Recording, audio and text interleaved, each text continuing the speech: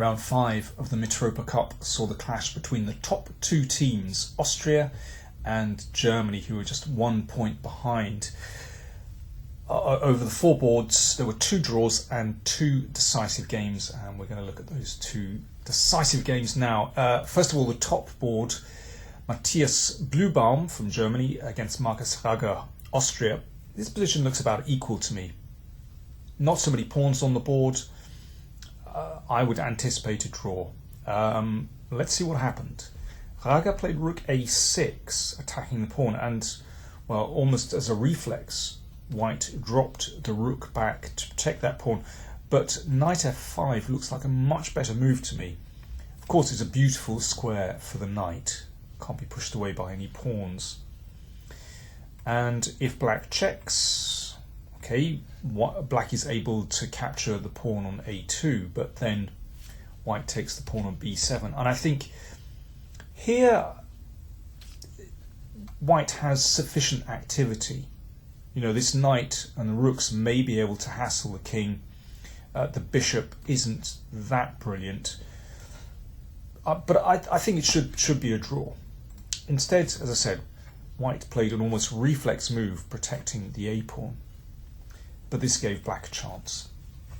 A check, and now the bishop activates, and this is the real star of the show. Possibly white should have just exchanged rooks here. But in this position, there is no doubt that black is better, even after rook b7. The knight isn't very good, the king isn't very good, the rook and bishop are clearly superior to the rook and knight. This pawn can start to advance. Nevertheless, I think that is white's best chance. Instead, rook b2 was played, and now some powerful moves by black. Well, this is really nasty because the bishop is able to reroute to this wonderful central square, and now the knight and the king are in some trouble. That is such a nasty pin. White took some pawns, but black comes in with a rook, and now there are basically 2 threats. One is to play rook e2 to crash through on g2, and the other is to play the rook to the first rank, threatening mate. It's quite nasty. White doesn't really have a good defence here. He tried rook d7, well, threatening a checkmate of his own, but this move defends quite adequately. The bishop covers some really important squares. So, for example, if rook e7 check, then the king comes across and there are no more checks, no more meaningful checks. White tried rook e7, and again, if rook d7, it's a mirror image, the bishop covers the c7 square, so no more checks there. White took on a7, so at least black is unable to play rook e2 and rook g2. But now rook e3, an excellent move. If that rook's taken, then of course it leads to checkmate. The rook came back to cover g3, but now simply rook e2 and g2 falls, and there's no decent defence here. A check and rook f7, so white is hoping to take that last pawn, but that hope is in vain by a series of accurate checks. Black wins the piece on g3, and you can see the rook covers the pawn on f5. And here white resigned. He's a piece down, and it's going to be very easy with that one remaining pawn to force a win. Okay, let's see the other decisive game. So could Germany level the score? We joined the game around about here. So this is a game on board 4 between Ragger and Schachinger, a very appropriate name, from Austria against Elisabeth Paehtz, representing Germany. It's a Slav, typical position from a Slav, and I think white played a very good move here. c5, gained some space, potentially fixes b7 as a weakness. And there's a tactical trick as well. Black would very much like to drive the knight on f3 away, but here knight takes e4 wins a pawn. So for that reason, Paehtz took on c3 and then played the knight into d5. Now rook c1. Now the idea of that is that if knight takes bishop, if black captures on d4, then white can recapture with the knight, and the c5 pawn is protected by queen and rook. Now black could possibly do this. White is obviously better.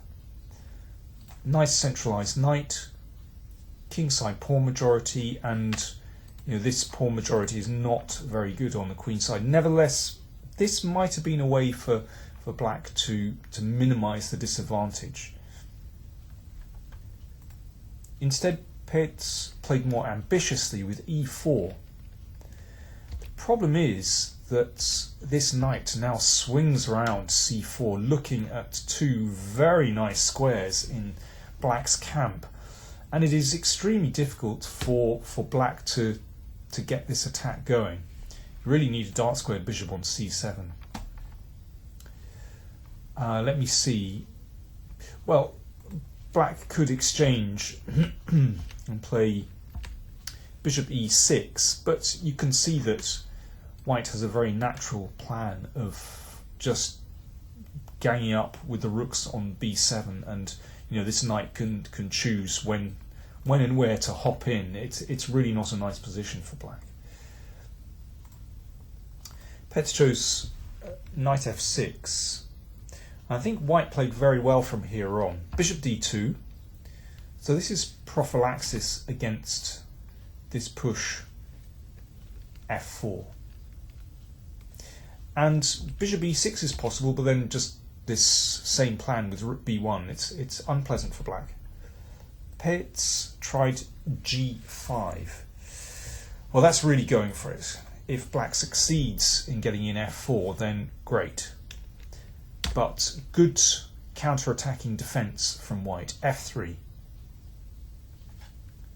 And if f4 still possible, then the rook swings over, and well, actually white is very well placed here to deal with this push in the middle. Remember, that knight can land on one of these squares according to how black plays at an opportune moment, and the attack isn't going anywhere for black. Bishop e6 was played, and now knight d6. Well, there's going to be the obvious attacking plan of firing on b7.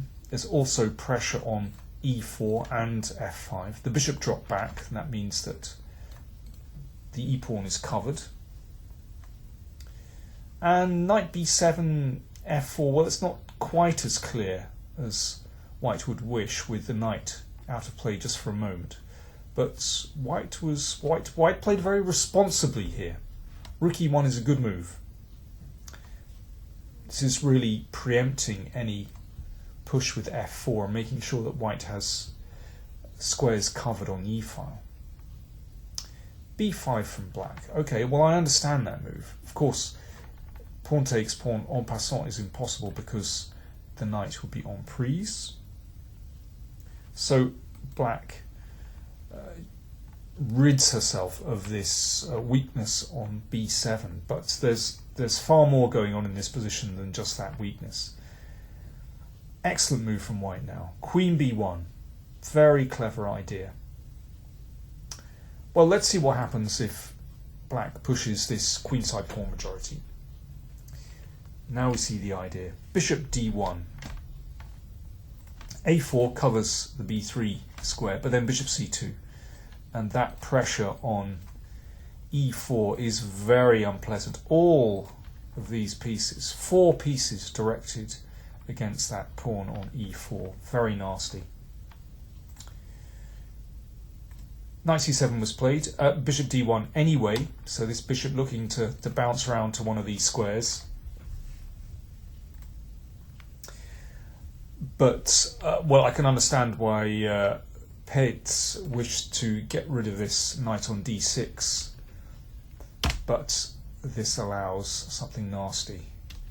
If pawn takes pawn, then bishop b3 check is unpleasant. If the king goes into the corner, then knight e4 is an unpleasant pin. And if king g7, well, just knight f5 check, and that's really nasty. Black's piece is looking fantastic. Obviously g5 is threatened, perhaps rook f1, e4 still vulnerable. You know, one day this bishop might join the party on the long diagonal. Very nasty. Black played knight takes e4, but now white wins very easily. Remember, this pawn is vulnerable, so not possible to block with bishop e6.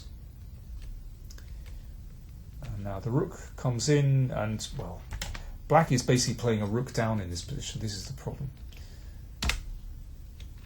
And white wins the queen and took on e4, and not surprisingly, white won the game. Well, black struggled on here, but it was really to no avail. A very convincing victory from white. So, Austria defeated Germany by 3-1. They now lead with 4 rounds to go with 10 points. They have 100%. Germany and Slovakia are in second place with 7 points. So Austria have a 3-point lead.